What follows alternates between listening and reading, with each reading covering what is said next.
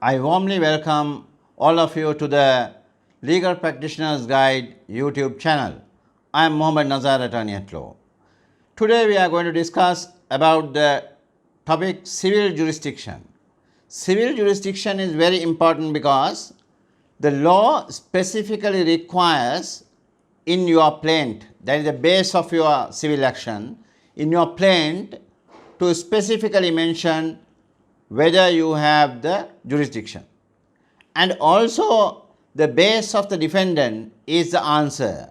So in the answer also, section 76 specifically says that if you contesting the jurisdiction, take it up in the answer itself, and it should be taken up and it should be resolved at the inception of the case. So therefore, the section 45 requires the plaintiff to have the jurisdiction, and if you are contesting section 76 of the Civil Procedure Code, requires you to specifically mention that. And also section 47 of the Civil Procedure Code very specifically says that the court, if the court feels that due to the amount or the jurisdiction under section 9 is not adhered to, then it says return to be presented to the proper court.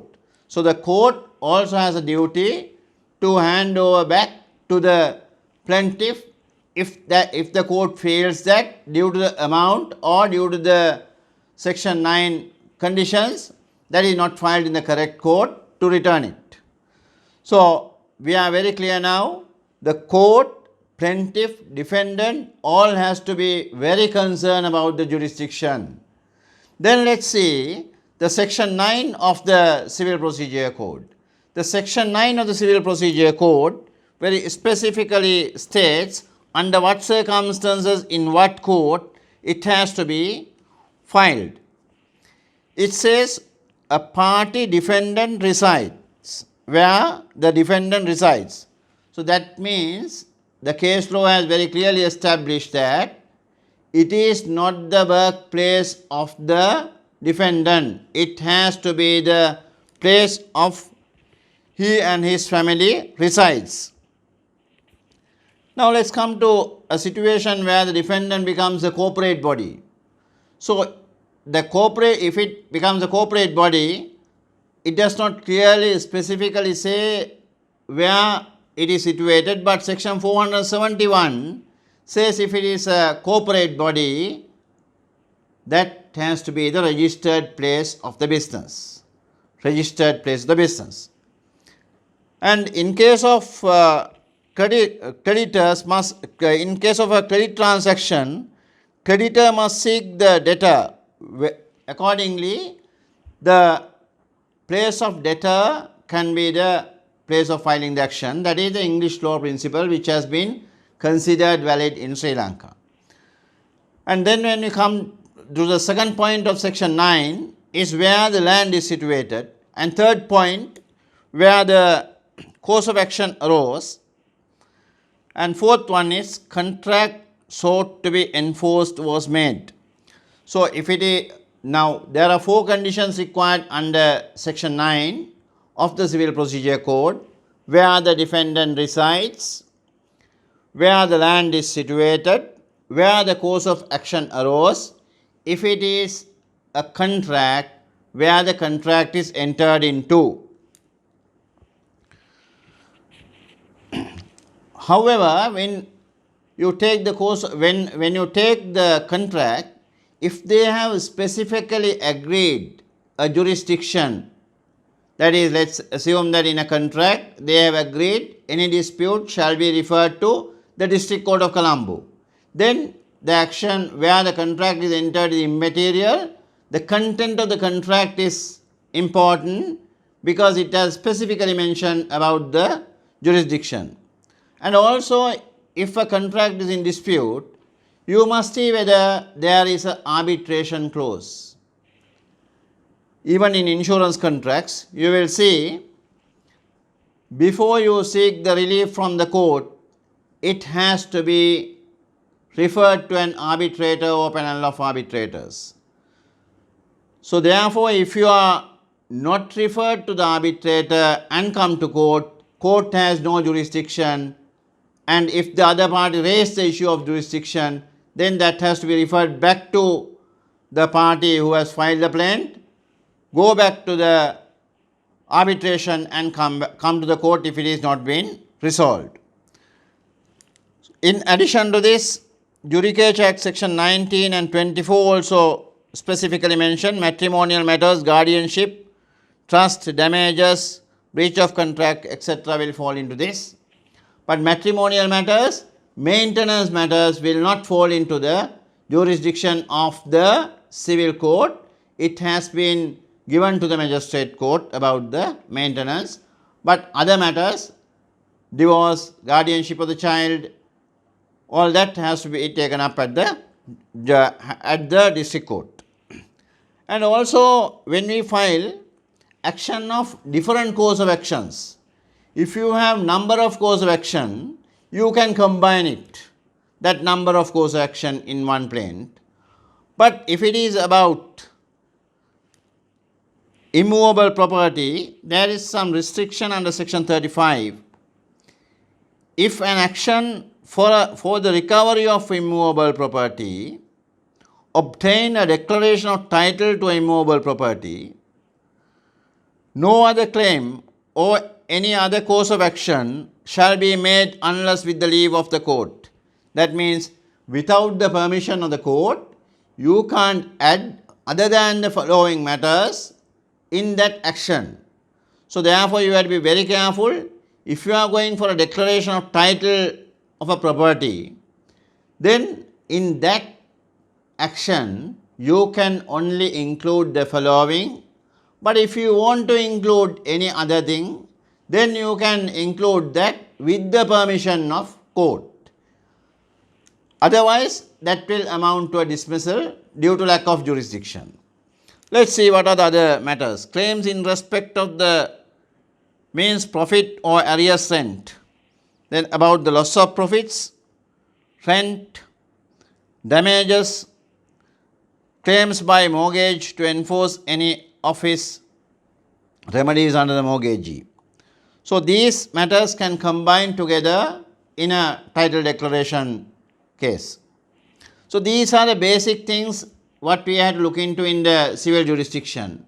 On top of that, we are moving on to the jurisdiction of the Commercial High Court. Now Commercial High Court at present is only located in the Western Province. So Western Province matters which are above 20 million at present has to be taken up or has to be tried at the Commercial High Court, and matters of intellectual property matters and some limited matters related to the Companies Act also has to be taken up at the Commercial High Court. So to transactions plus intellectual property and some Company Act disputes has to be taken up at the magistrate court, has to be taken up at the district court. However, values above 20 million taken up not within the Western Province, you can go to the district court. So if the matter is 20 million above in Kandy, you can go to Kandy district court. Western Province, Kalutara, Gampaha, Colombo, matters, all commercial matters above 20 million will come to the jurisdiction of the Commercial High Court. Intellectual property matters, wherever it is, that has to be taken up in Commercial High Court. Company matters, which is in the schedule of the Act, has to be taken up at the Commercial High Court.